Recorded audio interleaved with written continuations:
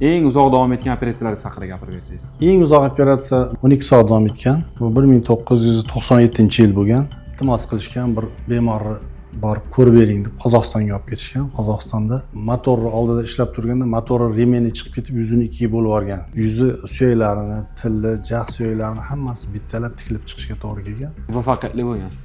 Muvaffaqiyatli bo'lgan, u bemor yaxshi bo'lib ketgan. Orada tuzalib ketib Toshkentga oldimga kirib turardi. Oradan 3 yil o'tgandan keyin bitta shamollash bo'lganda shundan meningit bo'lib ketdi keyin. Asorat bo'lib ketdi. Miya suyagi bilan kalla suyagining o'rtasida yupqa pardali suyak bo'ladi. Shu suyak teshilib ketadi. Ya'ni burundan tushgan har qanday infeksiya qisqa vaqt ichida miyaga o'tib ketadi, o'limga olib keladi. Shuning uchun unaqa bemorlar o'zini avaylab yurish kerak edi. Bu paytlari bunaqa teshuvlarni yamaydigan usullar yo'q edi. Hozir shunaqa teshuvlarni yamaydigan usullar bor. Burun ichidan kirib, o'zini muskulidan fassiya olib yamaladi. Bunaqa bemorlarda, demak, reabilitatsiya asoratini oldini olish uchun to'liq bemor o'zi bilan shug'ullanish kerak edi.